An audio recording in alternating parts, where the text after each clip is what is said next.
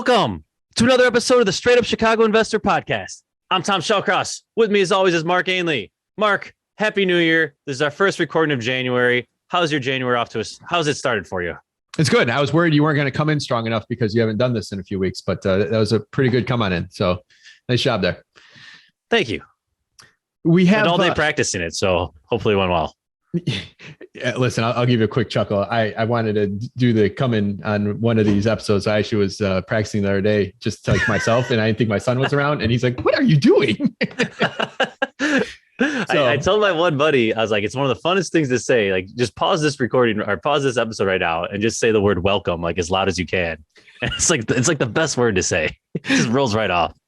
Nice. So new year, new things happening. Well, first, what I want to do is I want to ask anyone out there that is listening, please either stop right now or finish to the end, but leave us a review. We usually don't ask that to the end, but I want to put it out there right now to make sure it's front and center. That helps us with so many other different rankings, helps other people find us.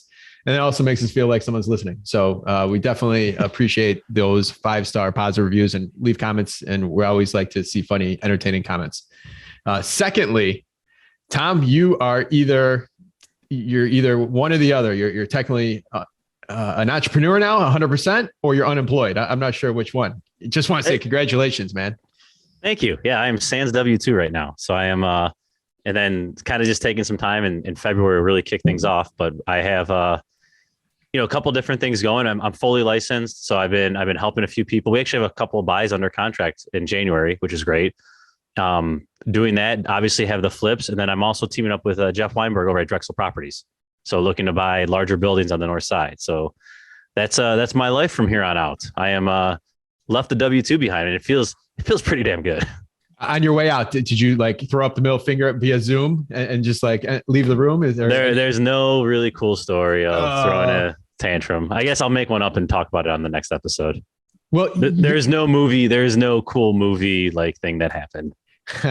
Well, you are in a position, or what you did in the last couple of weeks is what a lot of people listening would want to do. Like, you did it and it happened, and you probably had the last couple of weeks to reflect. Like, any feedback for anyone, like in as far as how it feels, like that day one? Or it feels awesome. It feels so good. It's in its pure honeymoon state right now, right? Like, and the other thing too is like, I probably could have done this move a year ago, maybe even longer ago, right? Like I'm at a point where it's not that risky.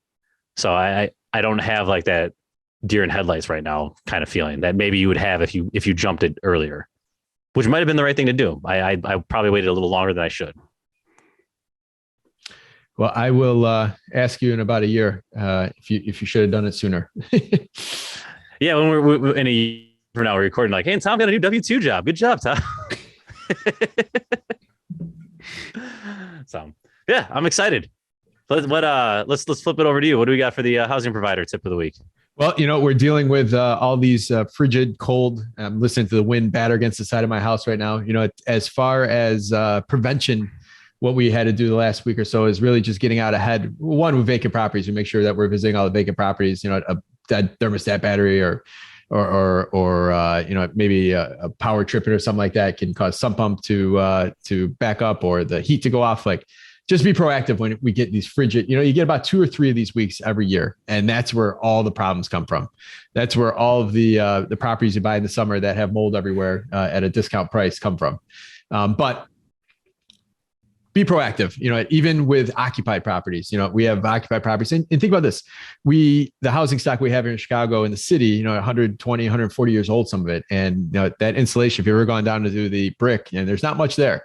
Not like your suburban properties that have, I came from 2x6s when I lived in my last house, like with insulation packed. So you get out ahead of it. Make sure you're opening up your cabinets underneath your sink. Make sure you're having for your older houses. Maybe we have our tenants run the water at a slow drip, just to kind of keep water moving through. And we got through this past week and a half fairly. We only had 2 broken pipes out of 1,200. So we call that a success. So yeah, take that all day long. Yep. That's great. Yeah. One more note on the sub pump.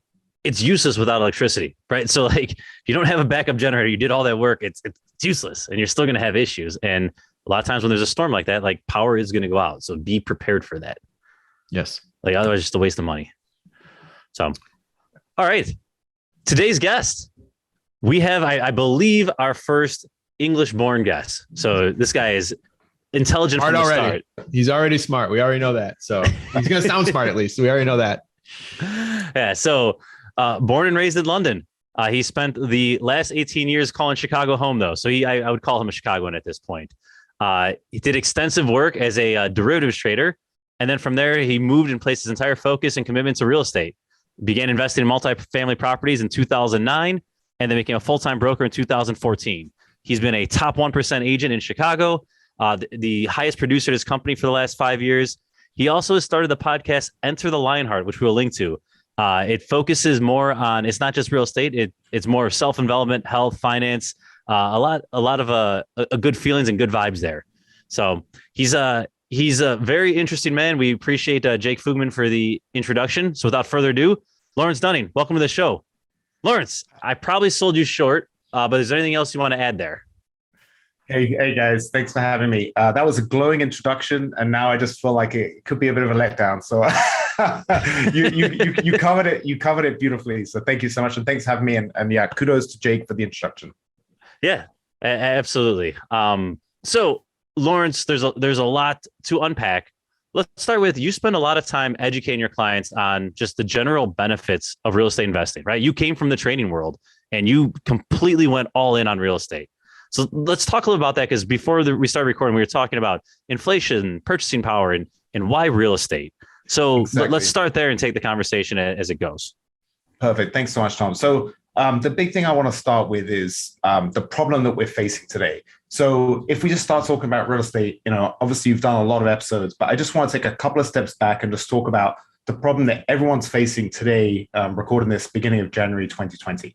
So in the last 18, 19 2022, months, don't give us that. Sorry, 2022. So in the last 20 months, because of COVID, we've added all the money supply in the US right now. 40% of it was added in less than 2 years. So we're finally starting to see this in inflation. But inflation's been happening, if you look at, a century ago, the $20 bill in your pocket could buy a bar of gold. Now that bar of gold is about $1,800. So there's been a steady erosion of the purchasing power of the dollar, but we've really seen it pick up in the last 50 years when Nixon came off the gold standard, and then even more so in the last 2 years. So this is something that it's likely it's been happening a long time, and it's probably going to continue for the foreseeable future. So it's hard enough. We all know it's hard enough to make money, and now we have this problem that once you've made it, it takes a certain amount of expertise to keep the purchasing power. So that's the big thing that we're all facing, that a lot of people don't realize is, yes, we're all trying to make money, but once you made the money, it's a whole nother skill to keep it. Got it. So that makes sense. Why real estate though? Perfect. Right? Like, yes. Why? Let's dive into why this, exactly, as opposed to let's put this in the S&P. Exactly. So that was perfectly what I want to talk about next. So I come from a finance background, and when I did my MBA in England, we talked a lot about stocks and bonds. That was pretty much it. It was stocks, bonds, and cash. They never talk about real estate. But if you look at all the asset classes, by far the biggest is residential real estate, and then number two is probably the debt market. Then you have equities, and then you have commercial real estate, and gold is tiny, it's insignificant, and then you have cryptocurrency, which is even more insignificant. But if you look at the news, you think cryptocurrency was the biggest market capitalization because it gets so much press. So the reason most people, MBA programs thinks they don't teach real estate is because real estate is just too different. It's too different within a city, let alone within a country, let alone between countries. So one thing I love about your podcast is you're a Chicago-based real estate investment podcast. So by the end of this, we're going to be talking specifically. But we start off generally, we got this problem with once we make the money, we have to keep the purchasing power of our money. Then we look at what we can do with it. Well, this low interest rate environment we're in, bonds don't even keep up with inflation. So you can get rid of bonds. Equities do very well with inflation, but we've had pretty much a 12-year run in stocks. So to buy now, a lot of the upside, you've kind of missed the boat a little bit. And so real estate, you're getting in, it's not a bad time to get in, but there's so many things that are specific to real estate that are very important. So I'd say the first thing is the cash flow. So I don't know when you're doing pro formas, I always look for 6 to 10% cash flow on an investment property. Now that's good, but there's so many other benefits that people don't realize with real estate. So I would say the first one, if you're working, is the tax benefits or the tax write-offs. It's a lot of people that are in high tax brackets.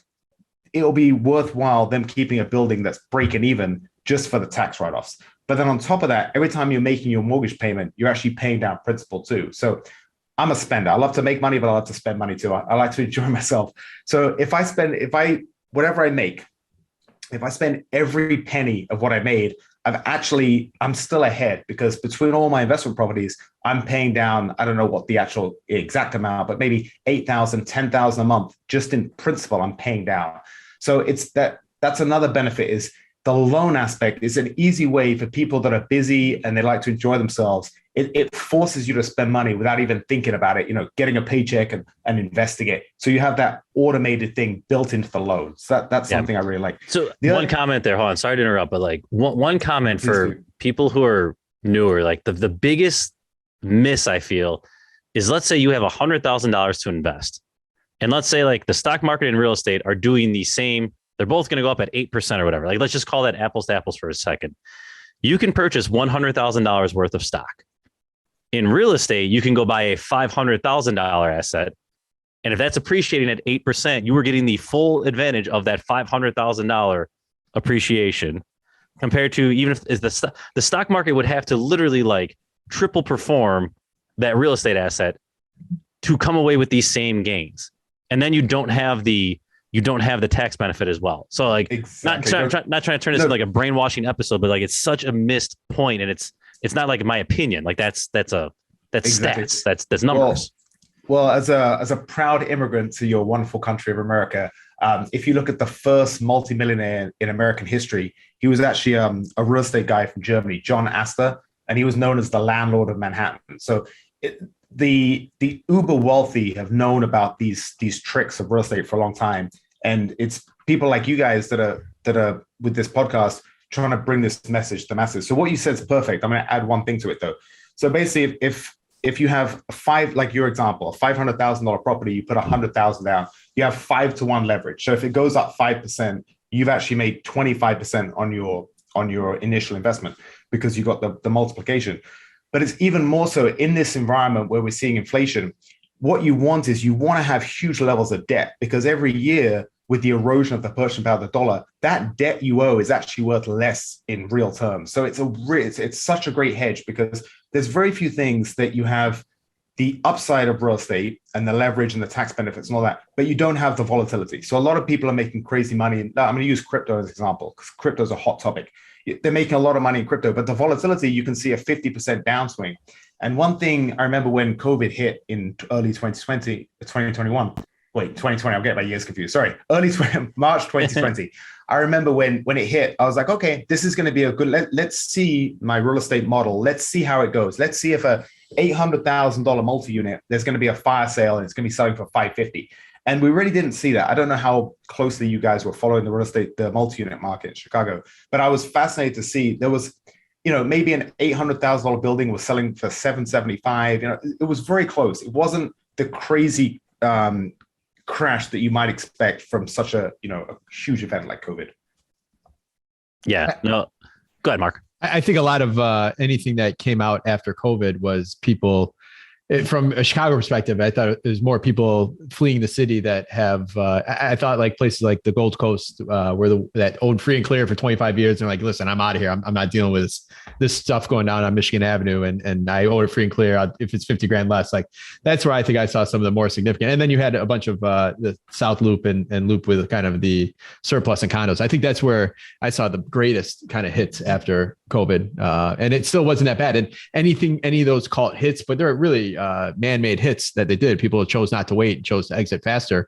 Those have all rebounded and actually probably even gone up a little higher than where they were prior. So exactly, and that's another thing. Talking about the how specific real estate is. So not just within a city, you'll literally have east of western, west of western, these huge big dividers with big differences in cap rates in the city. But what you said is perfect, Mark. You talk about the type of real estate. So you're right.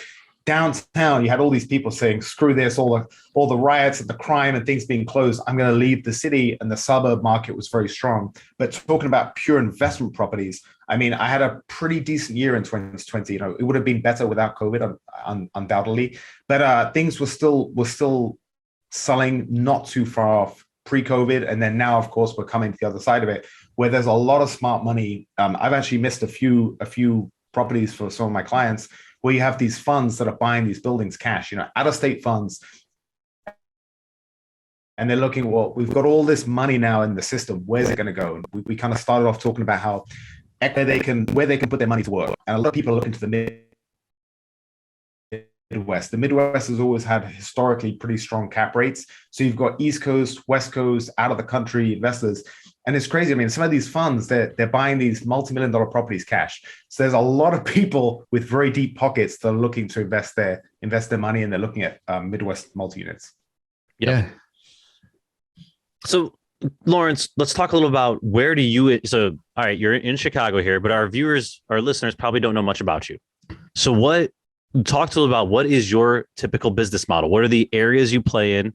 What is the type of asset that you bring to market? And then I'd love to dive in a little further. For sure, Tom. So it's not that I have areas where I say, okay, I want to work in these areas. It's where are the best returns and the best opportunities? And that kind of steers me to a few of these pockets within the city.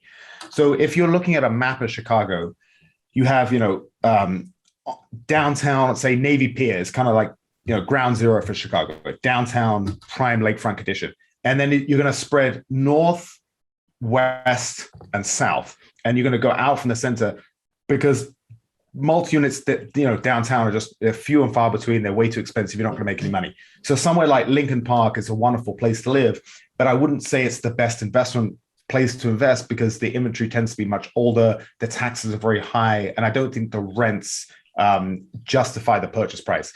So then you're naturally spreading out. So Pilsen has been a very hot spot for Chicago. It was in Forbes magazine as one of the top 10 neighborhoods in the US. So it's been getting this press. A lot of developers have been there the last 5 years. So I've done a lot of business in and around Pilsen. So Pilsen geographically is a real sweet spot, because it's relatively close to the city, but it's just south of 290, which is the expressway splitting the north and south of Chicago. So you do tend to get a tax break when you're south of 290.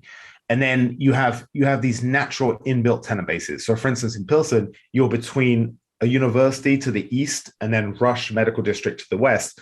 Rush Medical District, I read, you guys might correct me if I'm wrong, but I read it's the largest medical district in the US. It's between 40 and 50,000 employees. So right there, you have these huge inbuilt tenant bases. They want to live locally. So it's very easy to get strong paying tenants in and around Pilsen. So Pilsen, it's been one of the hubs that I've worked in, and a lot of developers that I work with tend to do things there, because it's the sweet spot between all. So when you look into my building, you're not just looking at return. You're looking at all these other factors. You're looking at rental demand, you're looking at absolute return, you're looking at rental upside, you're looking at price appreciation upside, you're looking at negative things like, how bad's the crime and things like that. So on balance, you have these pockets in the city that tend to have most favorable metrics. So Pilsen's definitely one. One thing I've noticed the last 18 months. So if you'd asked me 18 months ago, I probably would have said Bronzeville down to Woodlawn. So that's the south. People don't know Chicago. That's lakefront, but it's the south side of the city. So traditionally, the north side was the more affluent, and the south side was much less developed. And now we're seeing all these developers that are doing all these projects from Bronzeville all the way south to University of Chicago, which is Woodlawn. That for me is like kind of the new area to watch in Chicago. And I think that's probably got, from what I'm seeing anyway, the most new construction, most developers that are working, they're building there. Got it. So Lawrence, are you doing pure ground up development? Is that your game? I, honestly, Tom, I do everything. So I work with developers. Oh, go ahead. Sorry, like the context of my question is, I like Pilsen. It's great. I can't find inventory there. So like, are you finding lots, and are these lots you have sat on? Because, that all sounds great, but as an investor, I'm scratching my head saying, I can't find anything there. Well, Tom, that's a whole nother problem we're getting right now. So just before COVID hit, I remember last year, 2020, it must have been January, February. So the spring market was just starting, but it was before COVID hit. There was a period where I remember thinking, wow, the demand is so strong and the inventory is so light. Then, of course, COVID came and there wasn't that much inventory, but the demand fell off. So we kind of had that equilibrium. And now we're back with this demand being stronger than the inventory. So we're in a stage where it's not easy to find good buildings anywhere in the city, let alone Pilsen. You're 100% right. So what I'm doing, I would say over half the buildings that I've closed the last few years, I'm typically matching buyers and sellers before they even hit the market. And if COVID hadn't happened, it would probably be about 95% of them. I mean, that's the one value add, I guess. There's a lot of brokers in Chicago, but really what you want is you want to have the contacts to get the inventory before it hits the market. And the best thing that I can do is get a investor and get a developer and get them to agree on a price that works for everybody. I'm a big believer in life is not win-lose, whether it's real estate or whether it's life. You always want to be looking for, win-win scenarios where everybody's happy.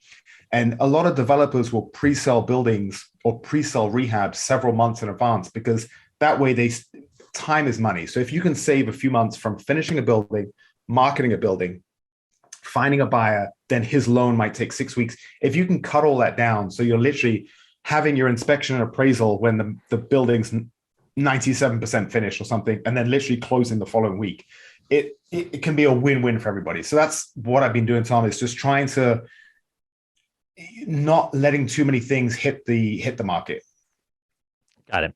So you're partnering up with the actual developer and saying, hey, I will go find you someone that'll cut your lead time by X. Like I more than pay for myself. And I have this buyer pool that has proven to buy, and we're not going through back and forth of nickel and diamond. Exactly. Yeah. And it's a win-win for everybody because the buyer, like I've bought a building myself in a bidding war and I just closed my eyes and I overpaid, but I'm a long-term investor, long-term thinker. So I'm thinking, I overpaid by $15,000 on a $900,000 building. That's a blip in the long-term scheme of things. So I don't mind doing that. But when I'm on the brokerage side of it, people are so funny.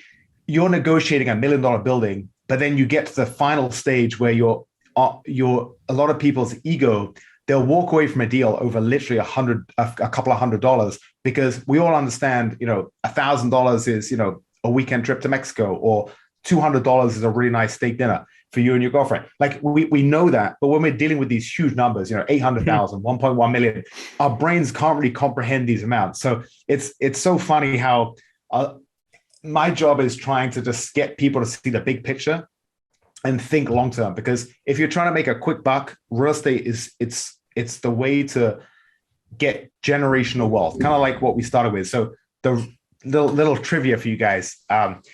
The first multimillionaire was John Astor. His grandson, John Astor III, was the wealthiest casualty that drowned on the Titanic. And that's so that kind of goes to show that it's generational wealth you're creating with real estate. It's very you got to think long term and let time be your ally, and you're going to do very well. So, but too many people, when they're on the buyer side, if I'm going to give advice to people looking to buy, is don't get too caught up in small things and walk away from good deals, especially in an environment that we're in now, which is it's tough to find good buys. Yep. So let's pull that thread a little. Let's say, I'm 26 years old. I have $100K to work with. I can't go buy that $1 million ground up development that you're talking about. Like, yes. What is some advice if someone came to you, and I know you'd say, well, sorry, I can't help you with something in Pilsen, but where would you take that person? Great question. Well, okay, so Pilsen goes east-west. So East Pilsen is insanely expensive, and the returns are not that good now because I think the prices are too high for the rents. And according to brokers, West Pilsen goes to Berwyn, but continue. Exactly. That's the thing. West Pilsen, in quotation marks, just keeps going west. Exactly. You have to keep going. So I remember, 2-3 years ago, people were terrified of going past Western. And then a year later, they were like, okay, I'll go to California. And now they're like, I'm going way past California. I'm selling a few buildings myself, past California. So unfortunately, if you're young, I would say in general, most young people have a bit more risk tolerance. I'm 42 now and I have a family, so and a young boy. I probably don't, it's ironic because I live in the South Loop, and the crime in the South Loop is pretty bad, actually. But anyway, that's another conversation.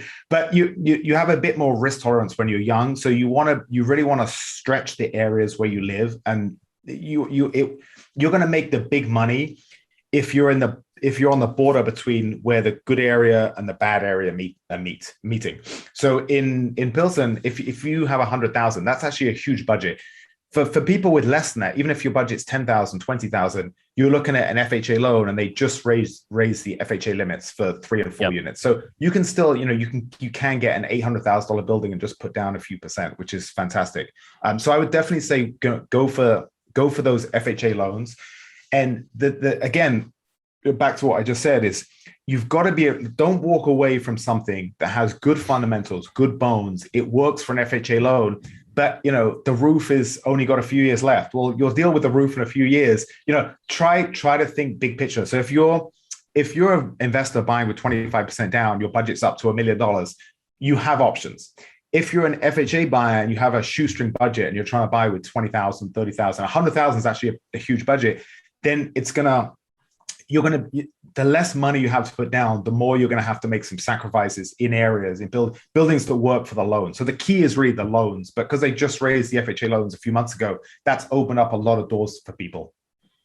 With the ground up, is the majority of the buyers FHA owner occupied? Is that who your buyers are? No. So for ground up development, they tend to be the 3 units. Most of the 3 units are selling, 8. It's probably the median price is about $850 right now. So that's over FHA limits. So most of those, almost all of those, I would say, are investors putting 25% down.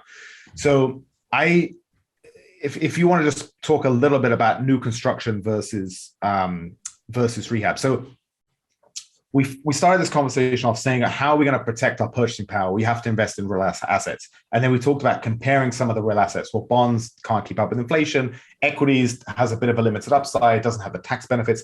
So once you got to, okay, I want to invest in real estate, you have all these different options. So investing in condos, I rent out my old condo, and it actually loses me a few $100s after I've paid the assessments and the taxes and all the other expenses, but I just keep it and forget about it. But it's very, very hard to make money in condos because you have the condo association fee. So investing in multi-units, my personal business model, what I recommend to my clients is you can either try to buy something and do a value add, like a fixer-upper type, or you can buy something that's either rehabbed or new. They're the two kind of broad choices. Because I work with these developers and I see their numbers, with material costs going up as much as they are, it's very, very, very hard to make money doing rehabs. Yes, you can put a bit of the sweat equity in, but for most people that have jobs, I think that they watch HGTV and they think they can do a bit of repainting and replace a stove and suddenly increase value. And it's not really that simple. So from my experience, even myself, I tend to let the professionals, let the developers do that. And I'm buying things that I want cash flow. If you're getting cash flow, but every month you have to be doing these big repairs, you're not really making the money. I'm all about the cash flow from property. So that leaves you with 2 choices. One is a rehab and one is new construction. So if you're that FHA buyer that we were talking about, Tom, you're kind of forced to go for the rehab because you're not going to get a loan for an owner occupant on new construction. And I always, up until a few years ago, I never appreciated new construction for what it was. I was always saying, if you have 2 buildings and one is a full gut rehab, meaning the plumbing, the electric, the roof, the mechanicals, everything is new, and then you have a new construction building, I would compare the two and I'd say, well, the big difference for those from a numbers guy, I'm a numbers guy. So the big difference for me is your tax tends to be higher on new construction than it is for a rehab. So because of that, I would always lean towards rehabs. But what I didn't understand is new construction. There's a few things just about new construction I've really come to appreciate in the last few years.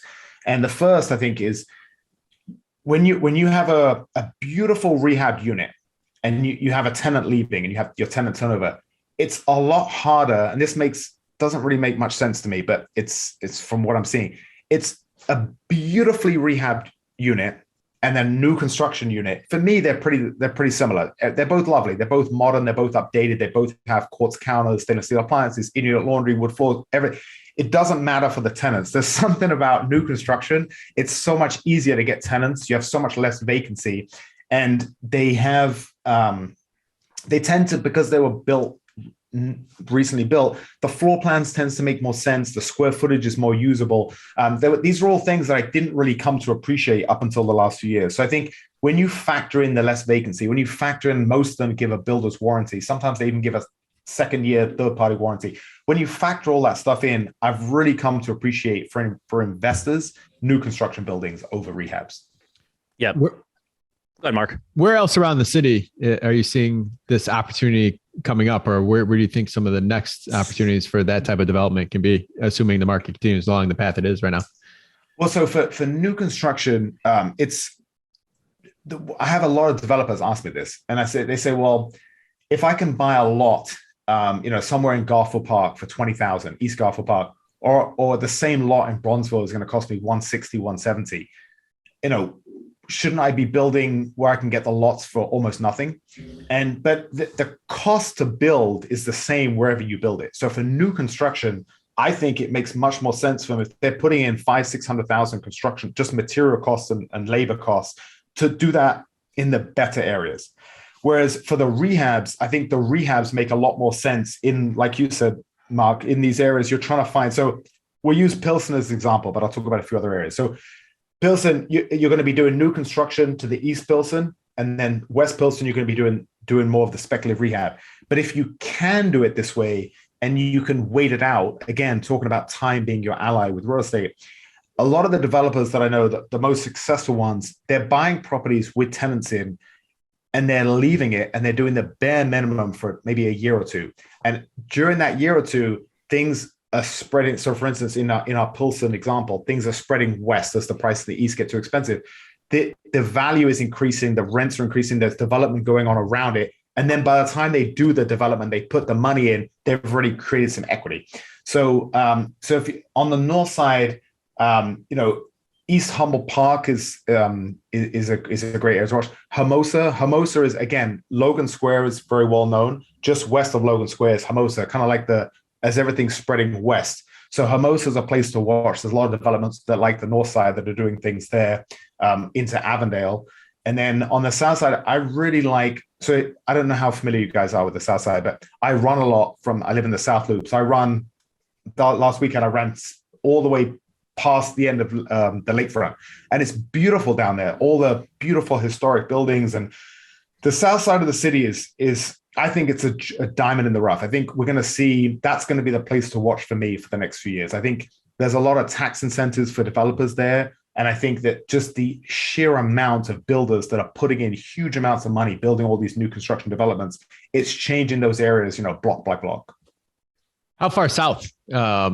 I don't know how far you run. So I ran to about 90th Street. So I did a long run this weekend. But typically developers, I think most developers that I know, they go to about 70th Street. They try and stay a little north, like 70th, 72nd. That's kind of where they're looking. So from there all the way to the South Loop, that's kind of the area where most people are developing. So is that like the south end of Jackson Park, or am I wrong?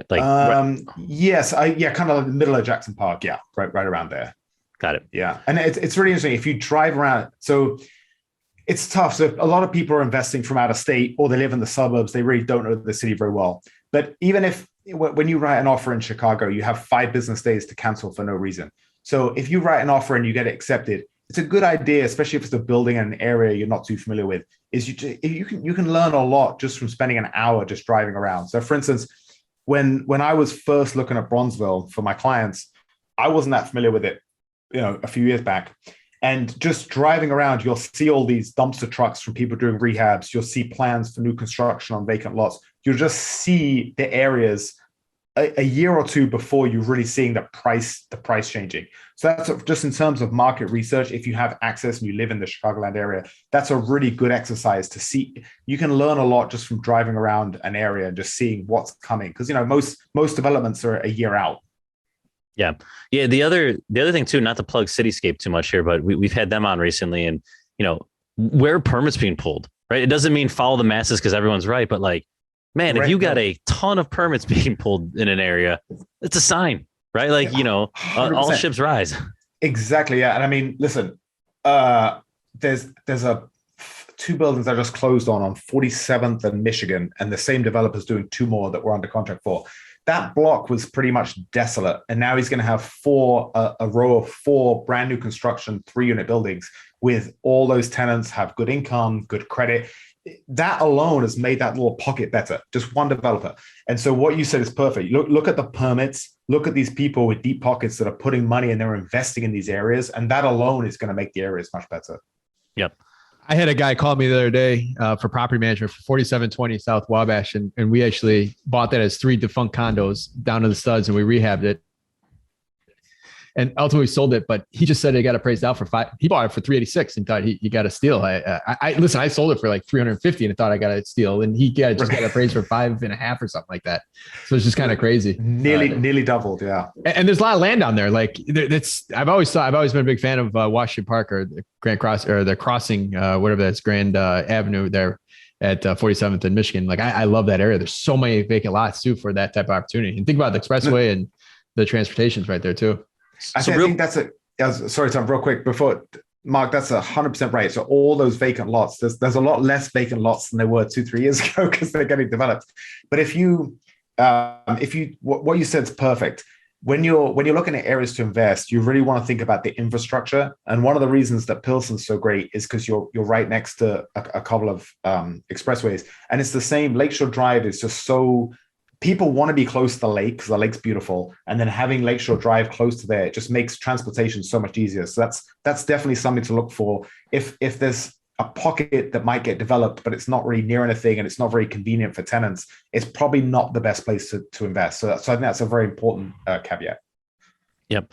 So with these lots, like let's use Hermosa for example, or even like what we're talking about on 47th here. Like, these things are not going to come out at $800K. Right. Like it's not like Pilsen where you're going to get that ARV on the back end. I guess like how are you, let's say it's Hermosa and you're buying a lot for, I don't know, 50K, 100K, depending on where you're at. And it's costing you 600 to build. Like that new construction 3 units not going for 900 yet or $1 million. Like exactly. Are these guys sitting on this for like 2 years and just waiting and like banking on the market? Like how are they making the numbers work? Because we see them happening. It is happening and someone's doing it. But like, great question. I can't follow the math. Well, so one of my biggest developers I work with a lot, he's actually partnered with somebody who has thousands of lots in the city. And I don't know how he got them, but they worked out a partnership where he would give the developer the lot and the developer uses that as kind of collateral for maybe a hard money loan or development loan or something. And then on the back end, when they sell it, they're partners. So that's one way. So I have no idea how this guy is a very, very wealthy guy, how he has, several thousand lots, not just in Chicago. He has lots in Dallas. He has lots in Florida. I mean, the guy has lots all over the country. But that's one way to do it. But I think you're wrong, Tom. I would say that people aren't building new construction in Hermosa, for example, because the numbers aren't there. But let's use this example, 47th in Michigan. He bought those lots. As soon as he closed on them, he built 2 new construction buildings. He sold them in the high 700s, I think 780. And then straight away, he bought the 2 lots next door and he's building on those right now and they're already pre-sold. So that's an example of someone that's buying lots and building on them and the numbers work for him. But I love talking to these developers because I look at their margins and I mean, I get friends that are doctors or they have nothing to do with finance, nothing to do with real estate. And they'll send me pictures like, have you seen the price of 2x4s? Have you seen the price of lumber? Like the material costs are going up so much. The margins for these builders are so tight, which is remarkable. They can still make money. And I think that's another reason why I'm so optimistic for the price of real estate, for the investment aspect of real estate is if you own a building and the replacement cost, if someone burns it down, you have to rebuild it. Just the pure materials is going up so much, how are the prices not going to go up? And then if the price go up, how are the rents not going to go up? Because the builders have to make money, that the landlords have to make money. So I think it all works in lockstep with each other. But I think with the new construction, back to kind of our earlier what we were talking about, it's going to be in the more up and coming areas. It's not worth doing the new construction because the numbers don't work. So in that case, developers are likely sitting on lots. So if you look at a lot of lots that sell, a lot of the time the buyer would have owned them for 15, 20 years. So I don't know exactly if they were buying it as a speculative asset, for $5,000 many, many years ago, or, how they got it, whether it's a lot in the family or something. But a lot of them, they've owned it for a long time. over a decade, the areas change, and then they're selling it to a developer for 100,000 or 150,000, and then the developer is doing the build. But in the more speculative areas, you're not getting the new construction; you're getting the rehabs. Makes sense. What is with all the price increases? What's kind of the cost per square foot to build new right now in Chicago? Yeah, that's a great question, Mark. Honestly, I don't know off the top of my head, because I guess if I'm selling, like I said, the beginning of the show, most of the new construction, the median price is, I'd say, 840, 850. So that means the range of new construction, I'm talking about, these are 3-unit buildings. They tend to be 3 units. Each unit is 3 bed, 2 bath. Sometimes they're 2 bed, 2 bath, same square footage, just a bit bigger bedrooms. Those buildings, if they're typically selling between 800,000 and 900,000, and the developer has to make money in the lot, so 150, I'd imagine that you're looking at about 500,000 for the build, plus you have the soft cost, plus you have the land, and then their margin is on top of that. So if those buildings are 3,600 square foot, I mean, it's probably maybe $150 a square foot. Does that sound about right? Yeah, no, we're gonna have to. You and me are gonna have to get together after the show. You're gonna have to ask that to a couple of your buddies, because I'm curious on where that's at right now as well too. So, Mark, I'll definitely get back to you. I'll talk to one of them as soon as we hang up. I'm due to call one of the builders, and I'll ask him for sure. A couple of people asked me in the last couple of days, and I kind of BS my way through it. And I want to go back to them with some firm numbers. So that was my selfish interest in that question. Well, let's say 150, and let's see how close I am. All right. Yeah, post it on the Facebook page. It is crazy though. I mean, those guys are like machines. Like Chris and I have looked at lots multiple times. Like he's building his house, he built my house, but from an investment standpoint, we don't compete well there. Like these guys just have the model figured out, and like we make a killing on these gut rehabs that are costing us, $300,000, $400,000, whatever the number is in rehab. But like ground up, man, it's just a whole new game that it's like a factory model, right? Like someone's got like the Model T down, and we don't. Yeah, we've been trying for years too around on the kind of building these shell of industrial buildings as well too, out like just these smaller ones out in like the boondocks out here in Kane County, and we haven't been able to make the numbers work either.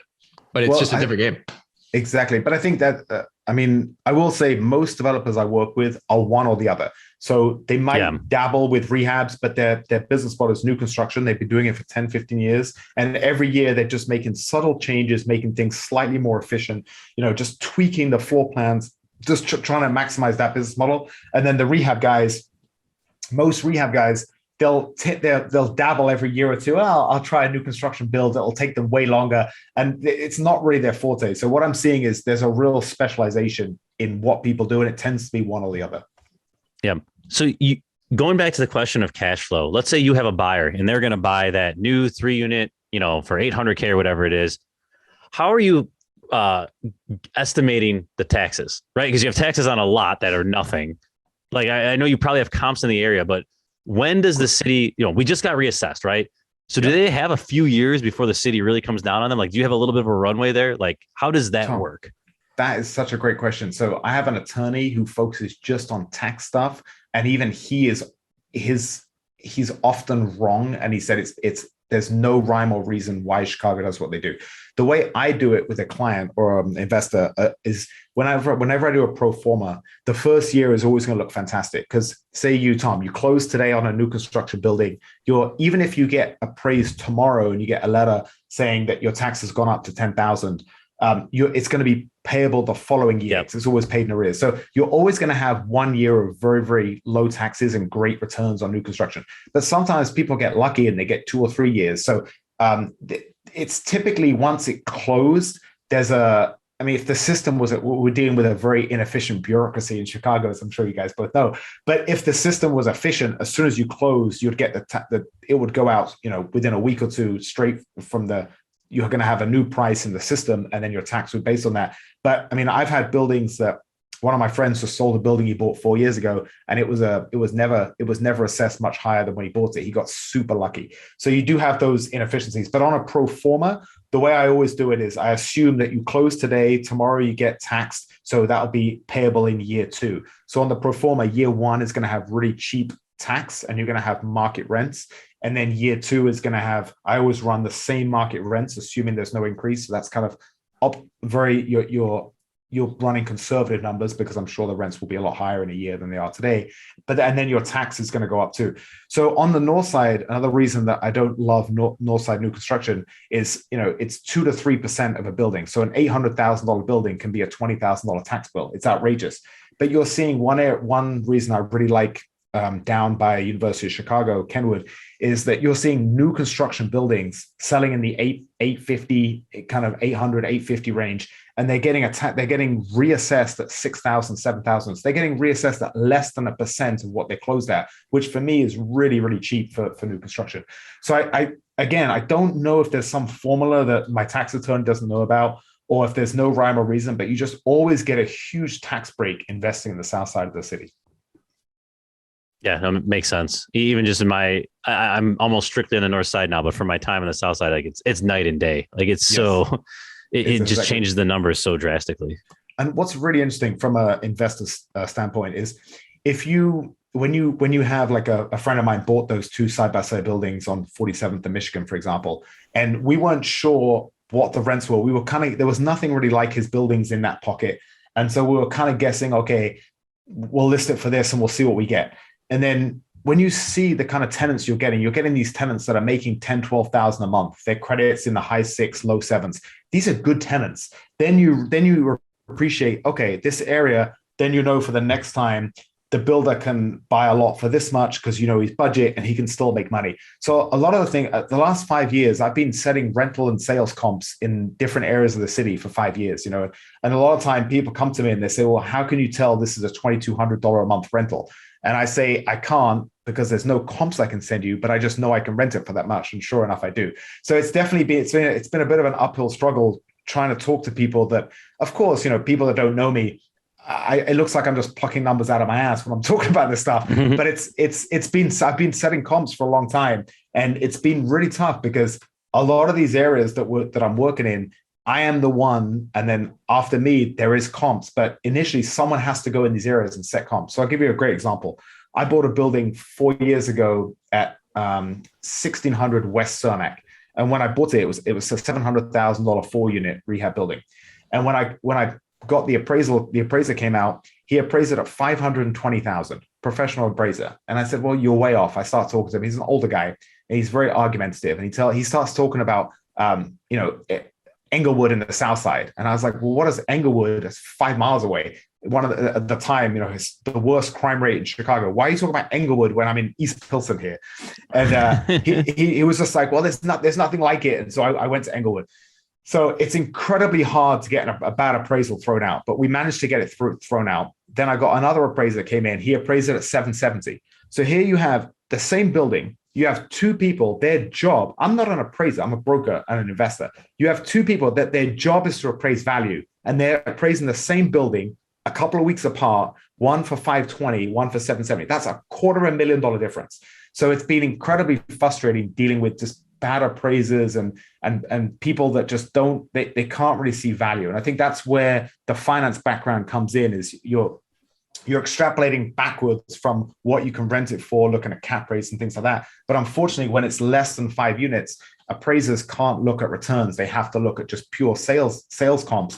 And unfortunately, when you're doing developments in these kind of areas, sales comps are looking backwards, what's sold. But value is today and looking forward. So it's been a constant battle, unfortunately. But I'm glad to say that I get a lot of calls from a lot of people, appraisers and things like that, asking me, well, what was this like that you sold, and how much is this worth and everything. And it's just been a constant process of learning. Like I don't pretend to know everything, but I learn, and I'm very open-minded, and I do my research. And I think that's the key with all of this stuff is have your game plan and then work backwards to achieve it.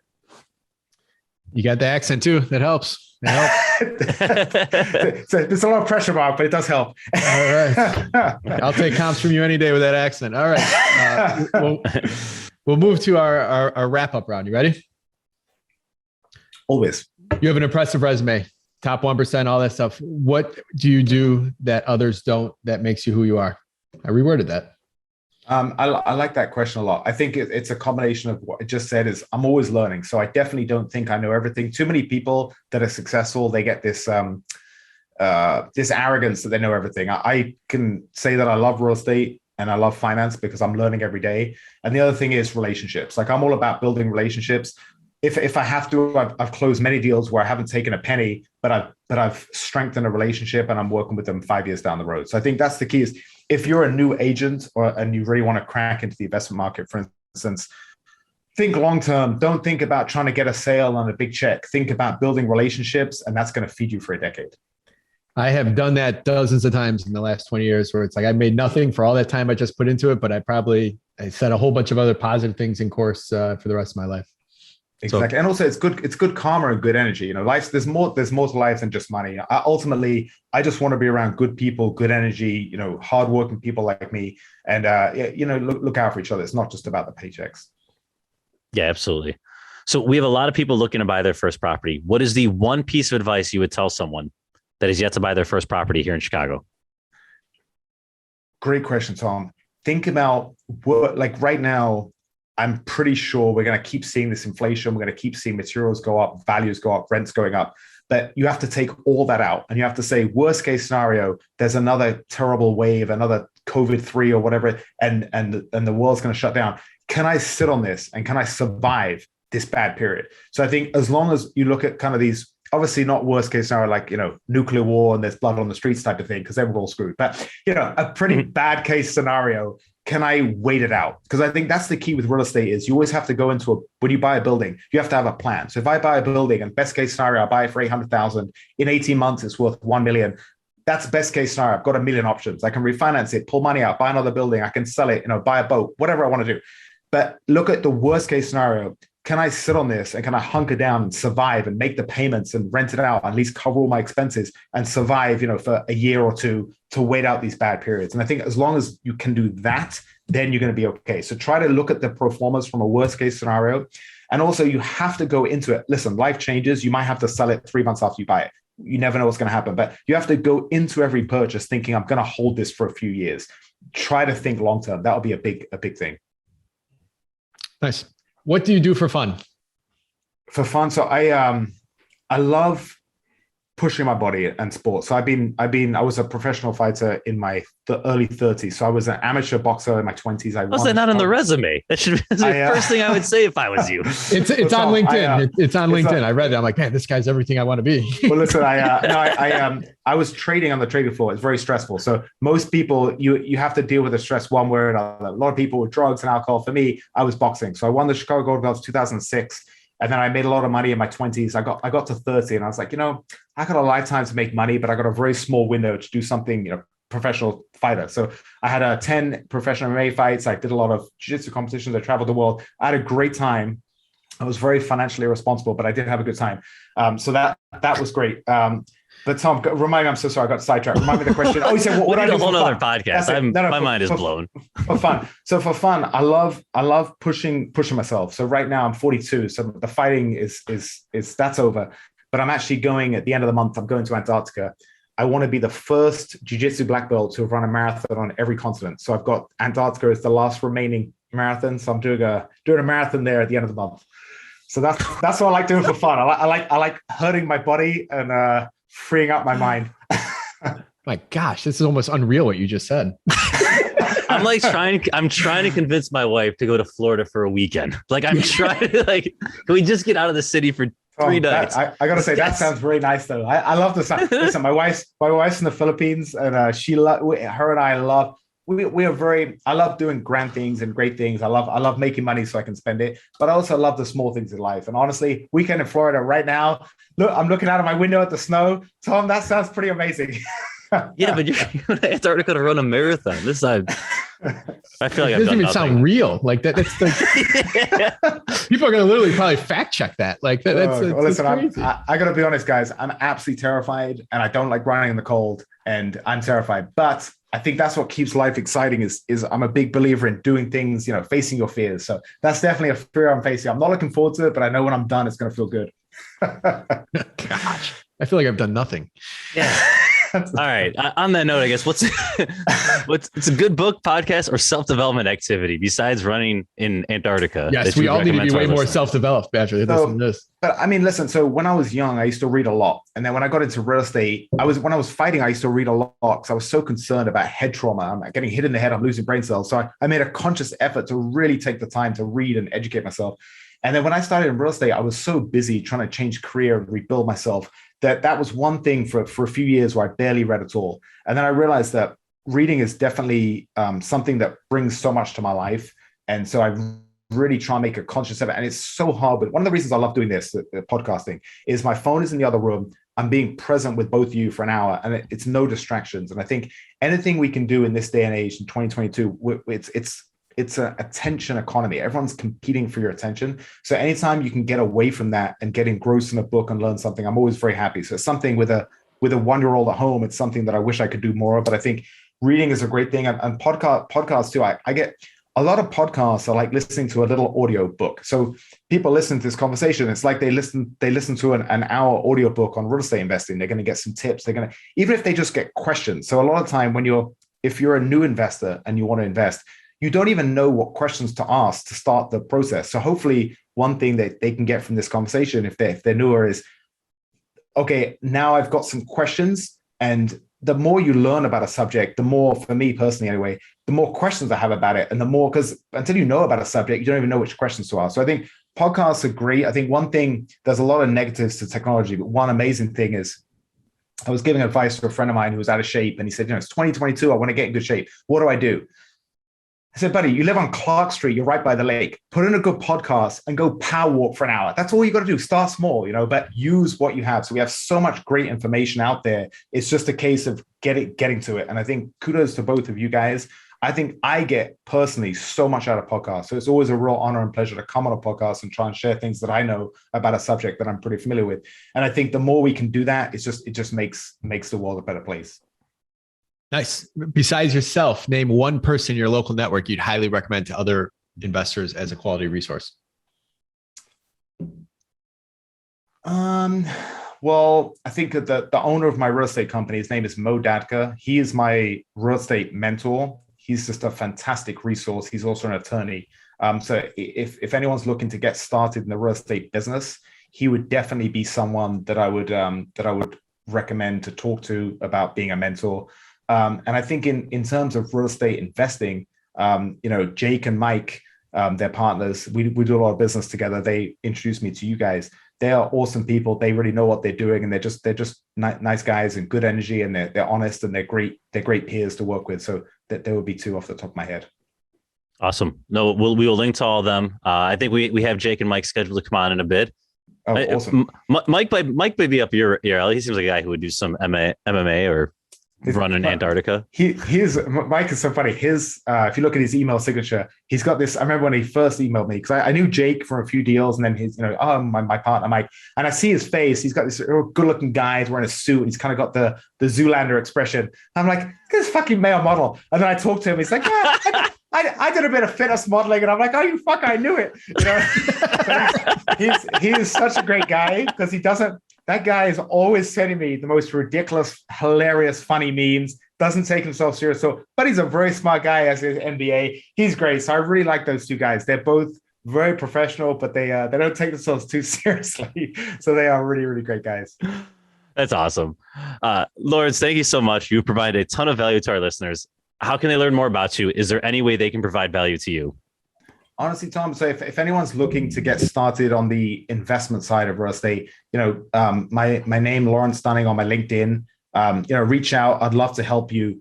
It's not easy to do. So I would recommend you try and do as much, research on your own as you can.